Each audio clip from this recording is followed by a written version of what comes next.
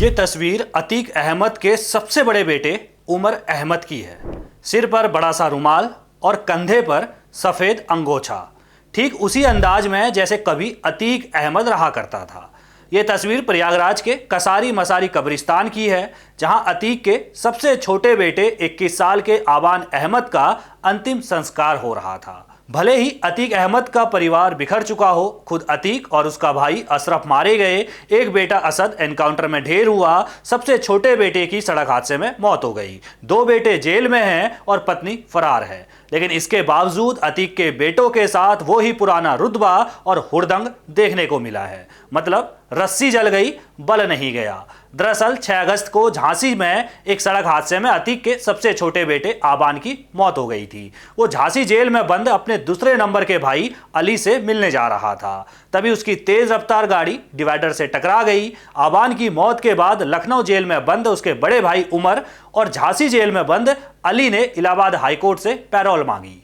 Court ने 7 अगस्त को कुछ शर्तों के साथ दोनों को जनाजे में शामिल होने की इजाजत दे दी। फिर आया 8 अगस्त का दिन, जब उमर को पुलिस वैन में लखनऊ जेल से प्रयागराज ले जाया जा रहा था, तो रास्ते में एक बड़ा विवाद हो गया। लखनऊ से प्रयागराज के रास्ते में समर्थकों और करीबियों की दर्जनों गाड़ियां पुलिस के काफिले के पीछे चलने लगी। प्रतापगढ़ के हथीगवा थाना क्षेत्र में जब काफिला कोटिला अख्तियारी टोल प्लाजा पर पहुंचा, तो टोल प्लाजा पर समर्थक दादागिरी पर उतर आए। टोल मैनेजर मोहम्मद इसहाक के मुताबिक काफिले में शामिल एक थार गाड़ी ने टोल बैरियर पर गाड़ी रोकी और बिना टोल टैक्स दिए बैरियर खोलने को कहा। जब टोल कर्मचारी ने टैक्स मांगा तो गाड़ी सवारों ने गाली गलौज की और कर्मचारी पर गाड़ी चढ़ाने की कोशिश की। इसके बाद बैरियर तोड़कर गाड़ियां बिना टोल दिए निकल गई। इसी घटना पर प्रतापगढ़ के पुलिस अधिकारी ने अपनी बात रखी है। दिनांक 8 अगस्त को उमर प्रयागराज लखनऊ से प्रयागराज सरकारी गाड़ियों में जा रहा था।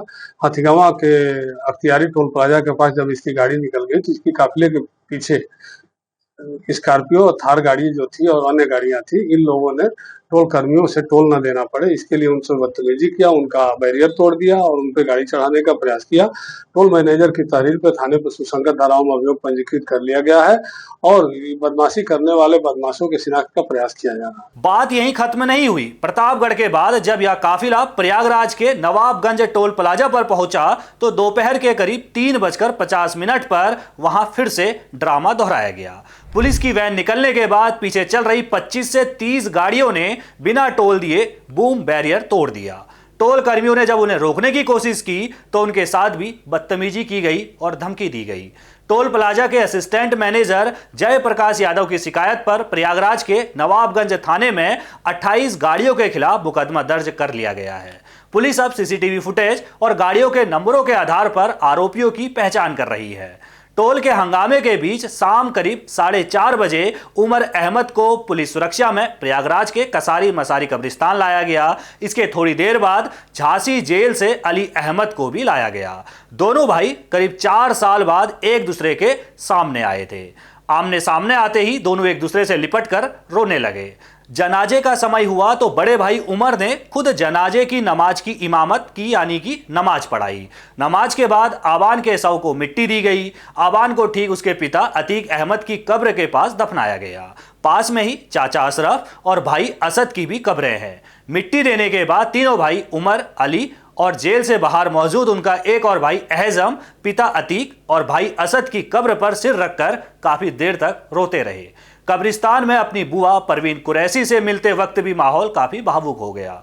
उमर ने अपने छोटे भाई एहजम को समझाया कि अब बार बार जेल के चक्कर लगाने की जरूरत नहीं है, यानी कि तुम्हें बार बार हमसे मिलने जेल नहीं आना है, बल्कि बाहर रहकर पूरे परिवार को संभालना है। अतीक और अशरफ की मौत के बाद कसारी मसारी कब्रिस्तान में पहली बार इतनी भारी भीड़ देखने को मिली। बैरिकेडिंग तोड़कर कब्रिस्तान के अंदर घुसने की कोशिश कर रही बेकाबू भीड़ को तितर बितर करने के लिए पुलिस को लाठियां तक चलानी पड़ी। इस भीड़ को देखने के बाद, यानी कि जो भीड़ नजर आई, उसके बाद चर्चाएं शुरू हो गई कि अतीक का दबदबा अभी भी प्रयागराज में कायम है। इसी पर अपनी राय वरिष्ठ पत्रकार अजय सिंह रखते हैं। इलाहाबाद के चकिया इलाके से अतीक अहमद ने जराइम की दुनिया में जो कदम रखा था, वहां से वो आगे बढ़ते हुए उसने पूरी एक अपनी बादशाहत बनाई थी। आज उसकी वो बादशाहत एकदम खत्म हो चुकी है, ढह चुकी है। अतीक, उसका भाई मोहम्मद अशरफ, उसका एक बेटा असद मारा जा चुका है। और एक बेटा अबान अभी दुर्घटना में उसकी मौत हो गई है, या और उसके 2 बेटे जो हैं वो जेल में बंद है, और एक बेटा उसका जो है वो बाहर जरूर है, उसकी पत्नी फरार है, उसके छोटे भाई की भी पत्नी फरार है। इन लोगों का कहीं कोई पता नहीं चल रहा है, लेकिन उसकी पूरी बादशाहत खत्म हो गई है। लेकिन लोगों के दिलों में उसकी किस तरीके की बादशाहत बनी हुई है, उसकी बादशाहत क्या खत्म हो गई है, वो अबान का जब सुपुर्द खाक किया जा रहा था उस समय अगर आप देखेंगे तो वहां पर वो कसारी मसारी के कब्रिस्तान में हजारों की संख्या में हुजूम उमड़ा था। उसमें ज्यादातर नौजवान लोग थे जो वहां पर इकट्ठा हुए थे। 1000 से ज्यादा पुलिस लगाई गई थी। हालात बेकाबू थे, लोगों ने बैरिकेटिंग तक तोड़ दिया था, शोर मच रहा था इतना ज्यादा। जो उसका बेटा था वो भी लोगों को काबू करने के लिए हाथ से इशारे कर रहा था, लेकिन लोगों के अंदर था। ये बताता है कि किस तरीके से उसके इलाके में उसकी अपनी बादशाहत थी। जो बादशाहत थी वो अभी भी उन नौजवानों के अंदर, उनके अंदर बरकरार है। इसकी एक वजह यह भी है कि अतीक जो था वो अपने इलाके के लोगों की मदद किया करता था, खास तौर से अपनी बिरादरी के लोगों की बहुत मदद किया करता था।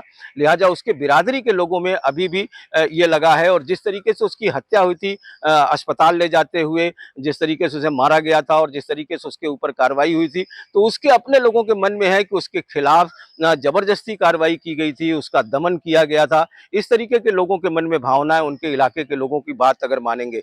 यही वजह है कि इतने ज्यादा लोग आ रहे हैं। और उसके जो बेटे थे वो सब जो है उनके अपने सर्किल थे, उन सर्किल में वो हीरो थे। ये भी कहते हैं वो सब, कहीं किसी से कहते हुए सुना गया कि हम अतीक के बेटे हैं, लिहाजा हम अपना सर नहीं झुकाएंगे, हम अपने तरीके से रहेंगे, उस तरीके से वो लोग गमजदा नहीं होंगे। तो ये सब भी बातें थी जिनको लेकर के आप देखेंगे कि कितना ज्यादा उन लोगों के अंदर जो है, उनके जो लोग थे उनके अंदर एक पैशन था, उसको लेकर के आप पैशन कह सकते हैं, उनको लेकर के आप ये कह सकते हैं कि उसके प्रति जो है वो था, जिसकी वजह से इतनी ज्यादा भीड़ आई हुई थी। खास तौर से अबान को जब सुपुर्द खाक किया जा रहा था उस वक्त 1000 से ज्यादा पुलिस लगाई गई थी।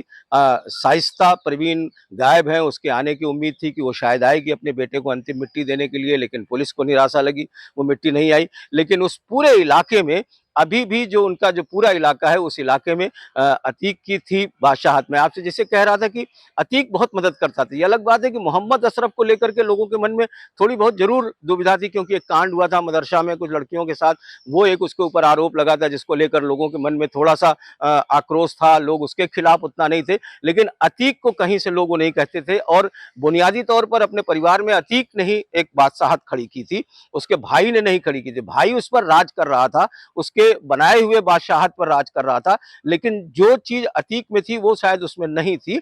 यही वजह है कि अतीक को लेकर या उसके बेटों को लेकर के लोगों के अंदर ये मन में एक जो बात नजर आई, यही इतनी ज्यादा वहां पर भीड़ और इस तरीके की चीजें नजर आई। तो आप कह सकते हैं कि अतीक का साम्राज्य भले खत्म हो गया हो, लेकिन अभी भी लोगों के मन में उसको लेकर के, उसके बेटों को लेकर के कुछ है, जिसकी वजह से इतनी भीड़ नजर आई। फिलहाल अतीक का सबसे छोटा बेटा आबान अहमद को सुपुर्द खाक कर दिया गया है, और उसके बाद भाई उमर और अली को वापस उनकी जेलों में भेज दिया गया है। लेकिन रास्ते में टोल प्लाजा पर उनके समर्थकों द्वारा की गई गुंडागर्दी ने अतीक परिवार के लिए एक नया कानूनी संकट खड़ा कर दिया है। इस पर अब चर्चा हो गई है कि भाई अतीक अहमद का कुनबा भले बिखर रहा हो, 2 बेटे जेल में हैं, 2 बेटों की मौत हो गई है, पत्नी फरार है, खुद मारा गया, भाई भी मारा गया, लेकिन अगर आप इस भीड़ को देखते हैं तो इस भीड़ से समझ में आता है कि अतीक अहमद को लेकर, अतीक अहमद के परिवार को लेकर अभी भी प्रयागराज के लोगों में दीवानगी है। इस रिपोर्ट पर आपकी क्या राय है? क्या अतीक का वर्चस्व अभी भी प्रयागराज में कायम है? अपनी राय कमेंट में जरूर रखिएगा।